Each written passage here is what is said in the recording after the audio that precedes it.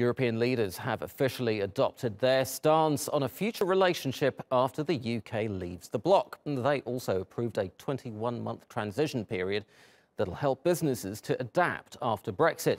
The decision was made during the second day of a European Union summit in Brussels. The EU's offer is based on a free trade agreement with no tariffs on goods, and it also creates a close partnership on security and defence. Just what the UK wants. Here is what British Prime Minister Theresa May had to say. Well, I welcome the fact that the EU Council this morning has agreed the details of the implementation period, that period after we leave the EU next March 2019 until the end of December 2020. This gives certainty to people and businesses, it gives them the clarity to plan for their future, and it ensures that they will only have to make one adjustment, one change to when we enter into the new relationship with the European Union in the future.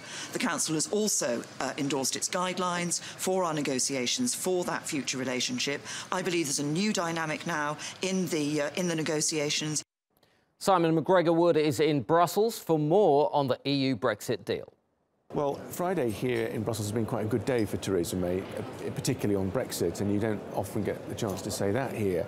The first point is that the EU 27 have agreed to the so-called transition deal that starts the moment the UK technically leaves the EU in March 2019. It basically means that nothing will change significantly. It will give businesses both within the UK and in the EU the same access to the European market and the customs union. Britain's obligations remain as they are under full membership.